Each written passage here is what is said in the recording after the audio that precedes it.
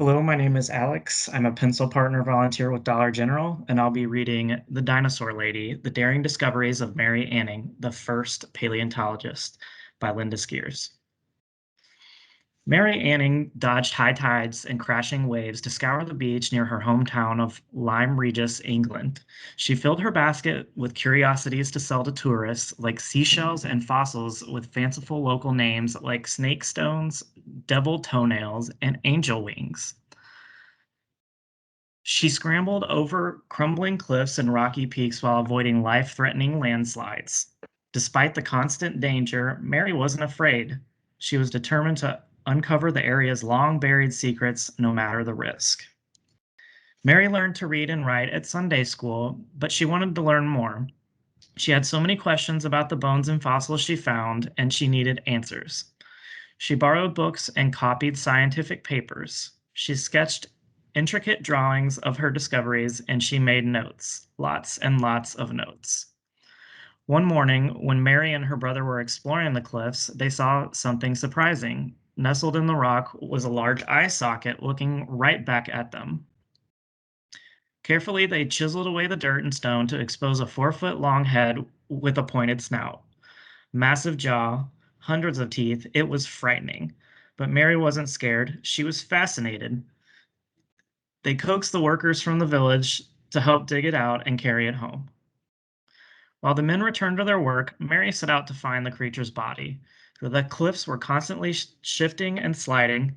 It had to be buried nearby, but where? Day after day, Mary scrambled over the cliffs. Week after week, she searched, month after month. After almost a year, Mother Nature lent Mary a helping hand. The powerful wind and pouring rain from a devastating storm caused several landslides. In one night, the cliff's ancient layers were exposed, layers that would have taken Mary years to uncover with her hammer and chisel. Something caught Mary's eye. Bones.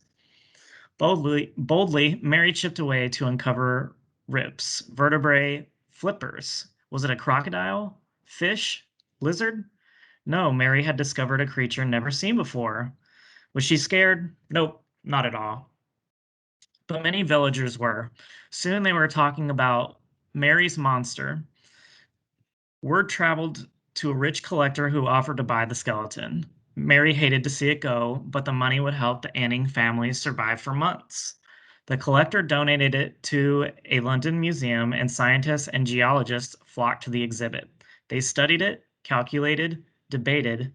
They named it Ichthyosaurus, which meant fish lizard.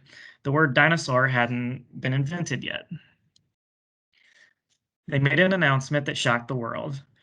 Mary's find wasn't just old, it was millions of years old. Their declaration shattered the commonly held belief that Earth was only 6,000 years old. Also, no one had realized that a species could become extinct until they studied the remains of the creature that no longer walked the Earth. While others discussed her discovery, Mary kept exploring and learning. Over the years, Mary also found many odd, dark, lumpy pebbles inside skeletons. She examined them, reread her notes, studied her drawings. Mary figured out what they were, except it was something a lady shouldn't talk about. But Mary was more of a scientist than a proper lady. So she proclaimed these stones, also known as bezoars, were actually fossilized poop. Geologists sneered, scientists scoffed. Then they took a closer look and realized she was right. Mary's discovery helped scholars learn more about what ancient creatures ate. Mary also found many long, thin, cone-shaped fossils. They were unremarkable, ordinary, at least on the outside. Curious, she cut one open. Tucked inside was a small pocket filled with a thick, dark substance. Mary was even more curious now. Adding a few drops of water turned the substance into ink. Mary's discovery proved that ancient aquatic creatures squirted ink to hide themselves from hungry predators. When Mary was 24, she made another amazing discovery. This creature didn't have legs or flippers, it had wings. Mary had unearthed a prehistoric flying reptile called a pterosaur. Around the world, scientists were talking about Mary's incredible discoveries, but they weren't talking about Mary, not at first. Even though Mary could identify species from one single bone and like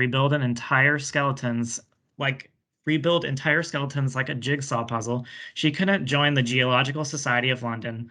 Women were not allowed. She couldn't attend lectures or teach university classes or even take classes. But Mary knew her discoveries were important and would change the way people viewed Earth's past. And so did many geologists, scientists, and scholars, because where did they go when they had questions? Straight to Mary's cottage.